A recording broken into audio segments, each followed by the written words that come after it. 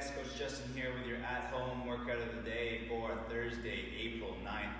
Our prep for today, we've got 3 sets of a hinged Y, prone swimmers, and dead bugs. So your hinged Y, you're going to set up with your feet parallel to one another at hip width. Push your hips back, allow your chest to fall halfway hinge, and then from here you're going to have your elbows straight with your arms out in front of you. Raise your arms up into this Y position and come back down. Trying to keep your shoulders away from your ears so you're not shrugging when you're doing this, not getting your upper traps active, getting the lower and middle traps to help you raise your arms up, and then come on back down. So 8 reps there. Next, we're going to go into a prone position swimmer. So set yourself up on the ground on your stomach. Palms are going to be flat on the ground, then you're going to raise your arms up, bend your elbows, come up into a Y position again, come back, elbows bent, bring your hands beside you, bring your arms down. Okay, so that is 1 full rep, and you're going to try to keep your forearms off the ground for the entire duration of the rep, but then you can rest them when you're back beside your hips again. Okay, so 5 reps there. Finally, we're going to do a dead bug. So set up on the ground on your back in supine position. Bring your knees up, arms up. Opposite arm and leg come down towards the ground, keeping your lower back nice and tight against the ground. Come back to the starting position, switch sides. You can try a straight legged variation as well if you like.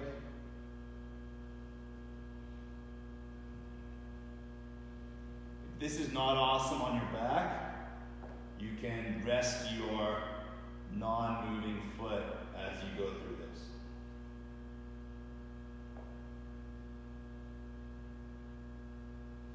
Always trying to brace up through here and maintain our low back contact. We're going to go through that all for 3 sets. And that's your prep for today. All right, guys, our strength for today, you're gonna need a belt. So grab it nice and wide here. You're gonna start with a belt pull down. So it's really important for these exercises that we do with the belt that you really are pulling against your arms, okay? So pulling, stretching this outwards as much as you can, trying to activate the lats and the shoulder muscles. So I'll show you here from a 45. You're gonna bring the belt up over your head. I'm trying to stretch it apart. As I keep it close to my face, I'm gonna pull my elbows down and back all the way, even more aggressively as I reach my collarbone with the belt, and then I control it back up, trying to pull the belt apart the whole time. Always applying that tension outwards on the belt as I go up and down, okay? So, if we're just not applying tension, obviously we're not getting much work done, we're only pressing the weight of our shoulders, but if you pull apart laterally on the belt, you will get that activation, that engagement through those back muscles. So 10 reps there, then you're gonna switch your grip, have a little bit narrower than your pull down, still pretty wide, but now we're gonna go in this plane. So you wanna try to keep your palms up as you pull the belt apart, and you're gonna row into your chest, pull your shoulder blades together, keep your shoulders away from your ears, always going outwards on the belt, pulling outwards with your palms up. Okay. So in and out in a supinated grip for 10 reps. Finally, we're gonna do a bear circle. So find a spot, any spot on the ground, and you're going to spread your hands and knees around it evenly. Okay, so I'm going to use this corner here to demonstrate. And you're going to try to keep that point in the middle as you dig your toes in and lift your knees off the ground, and we're going to circle around it for 360 degrees. Keeping nice and tight and braced the whole time. Opposite hand and foot moving together. Knees staying low.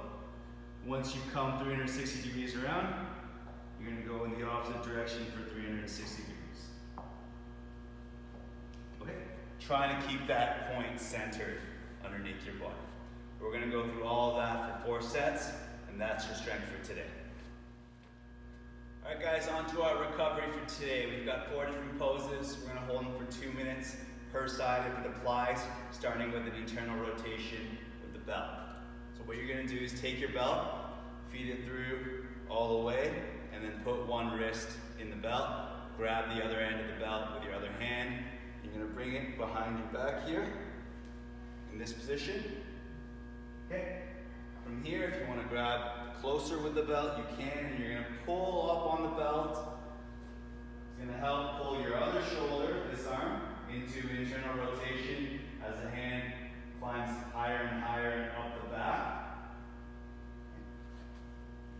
Find the borderline between discomfort and pain. Make sure you don't cross it, okay, but you want to feel a good stretch as you're pulling upwards.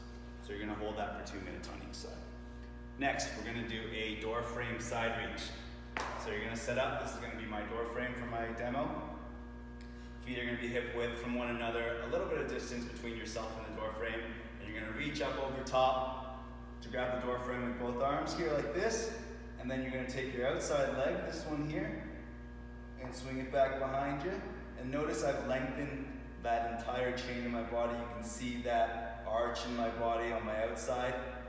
Okay. But then from here you can play around with the position of your hips.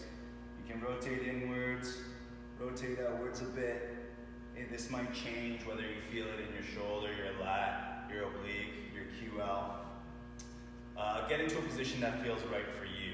Okay. We're going to hold that for 2 minutes on each side. Next, we're going to get down on the ground and do a figure 4 with a twist. So set yourself up with your feet flat on the ground, and then you're going to cross one ankle over the opposite knee, and make sure you get that knee out in external rotation. Arms out to the side, and you're going to drop your foot towards the ground. Okay. If you can't get there without too much discomfort, that's where you're going to use your yoga block or rolled up towel to help elevate the foot and rest it up there. And then you're going to take a look away from your legs. Okay, from here, you'll hold this position for 2 minutes. Come over to the other side and go for 2 minutes on the other side. There's your figure 4 with a twist. Finally, your diaphragmatic breaths. Okay, we're going to do this for 2 minutes as well. I want you guys to put your feet flat on the ground and then play around with the tilt of your pelvis, with the tilt of your hips, to make sure that your lower back remains in contact with the ground. So also you don't want your rib cage to flare out. You want it to bring the rib cage down towards the pelvis. And then I want you to take your fingertips and put it below your low back. We're going to take nasal breaths, so only through the nose, and breathe in through the diaphragm all the way around our midsection. So not just on the front of my body, but also on the back of my body. Breathe in.